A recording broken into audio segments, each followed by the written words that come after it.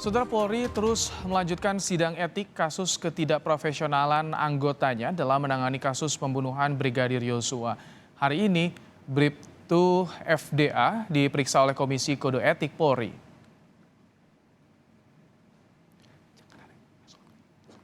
Sidang dijadwalkan mulai pada pukul siang tadi. Sebanyak 4 orang saksi dihadirkan termasuk Barada Sadam dan Brigadir Frilian yang kemarin juga menjalani sidang etik. Bribtu FDA menjadi anggota Polri ke-10 yang disidang etik dalam kasus pembunuhan Brigadir Yosua. Ia diduga tidak profesional dalam melaksanakan tugasnya.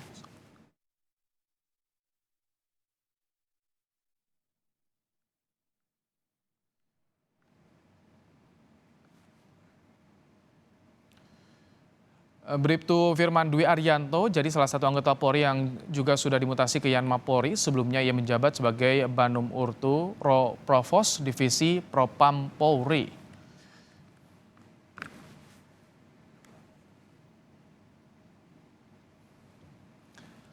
Informasi lebih lengkap soal lanjutan sidang etik Polri di kasus pembunuhan berencana Brigadir Yosua, kita sapa jurnalis Kompas TV, Alvania Rizky dari Gedung TNCC Mabes Polri. Selamat petang, Alva. Bagaimana jalannya sidang Bribtu Firman Dwi Arianto saat ini? Apa sebetulnya perannya?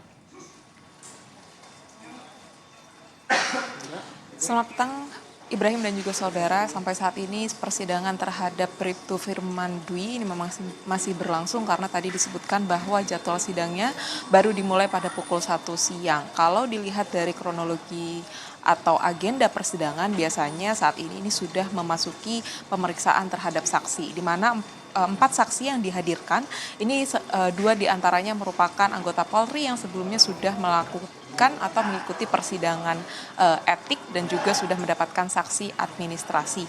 Apa perannya memang belum dibocorkan oleh pihak Mabes Polri, tetapi kalau dilihat dari saksi-saksi yang dihadirkan ini berkaitan dengan bagaimana Bribtu Firman Dwi ini tidak profesional dalam penanganan TKP Duren 3 dalam menangani kasus pembunuhan Brigadir Yosua Huta Barat. Kalau disebutkan informasi yang diterima dari awak media sementara bahwa Brigadir Frilian dan juga Barada Sadam yang dihadirkan sebagai saksi ini sebelumnya diduga telah mengintimidasi atau terbukti mengintimidasi jurnalis yang sedang melakukan peliputan di rumah Dinas Irjen Verdi Sambo di kawasan Duren 3, dan hal itu menjadi materi persidangan yang kemudian menjatuhkan sanksi administrasi. Apakah kemudian ada kaitannya dengan Bribtu Firman Dwi ini yang kemudian nanti akan diberitakan atau diberitahukan oleh pihak Mabes Polri. Sedangkan untuk informasi sementaranya bahwa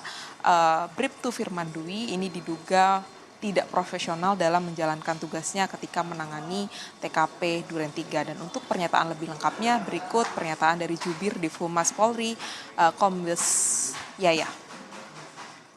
Informasi selanjutnya bahwa hari ini juga ada agenda sidang ya, agenda sidang KKEP terduga pelanggar Bribtu FDA akan dilaksanakan pada hari ini Rabu 14 September 2022 pada pukul 13.00 di ruang sidang di Propam Polri, Gedung TNCC lantai 1 Mabes Polri.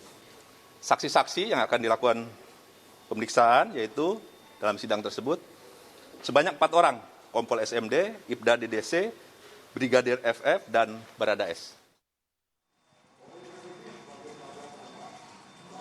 Bribtu Firman Dwi menjadi anggota Polri ke-10 yang melangsungkan atau mendapatkan persidangan etik di KKEP Polri, di mana ia menjadi salah satu dari 35 anggota Polri yang diduga melanggar kode etik ketidakprofesionalan dalam menangani kasus Brigadir Yosua Huta Barat, di mana 7 dari 35 orang tersebut merupakan pelanggar obstruction of justice, kemudian sisanya merupakan pelanggar kode etik yang sudah menjalankan sidang kode etik sebanyak 10 orang dan mendapatkan sanksi yang bermacam-macam. Ada yang mendapatkan pemberhentian tidak dengan hormat, atau kemudian ada yang demosi, dan juga ada yang sudah dimutasi.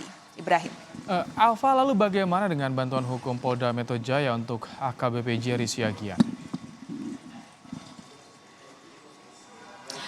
Ya, Ibrahim dan juga saudara, AKBP Jerry Siagian kita ketahui menjadi salah satu dari 9 orang yang sudah mendapatkan sanksi administratif yang terkategori dengan pelanggaran berat, di mana ia mendapatkan pemberhentian tidak hormat dari Komisi Kode Etik Polri dan mendapatkan pendampingan hukum. Disebutkan dari Kabid Humas Polda Metro Jaya bahwa ia akan memberikan pendampingan hukum apabila memang AKBP Jerry Siagian ini membutuhkan. Tetapi sampai saat ini dari pihak Mabes ini menyebutkan bahwa itu merupakan hal biasa dan merupakan hak dari setiap terlanggar yang mengikuti sidang begitu ya, sehingga pendampingan hukum ini bisa didapatkan oleh siapa saja. AKBP Jerry Siagian sendiri mengajukan banding terkait dengan sanksi administratif yang didapatkannya terkait dengan pemecatan atau pemberhentian tidak dengan hormat, dan untuk proses banding tersebut masih diproses dan pemberkasannya masih dilengkapi, dinantikan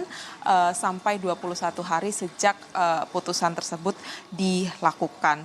Diketahui AKBP Jerry Siagian ini mendapatkan atau melakukan pelanggaran kode etik kategori berat, di mana ia disebut memaksa LPSK untuk menjadikan Putri Chandrawati ini dilindungi oleh LPSK, dan juga ia tidak bertanggung jawab atau tidak profesional dalam menangani laporan polisi terkait dengan dugaan pelecehan seksual dan juga percobaan pembunuhan terhadap Putri Chandrawati kala itu. Tetapi untuk dua laporan ini sendiri memang sudah dihentikan oleh Barreskrim Polri, sehingga AKBP Jerry Siagian ini mendapatkan sanksi dari Polri atas ketidakprofesionalannya tersebut. Baik. Ibrahim. Terima kasih Alvania Rizky untuk laporan Anda langsung dari Mabes Polri.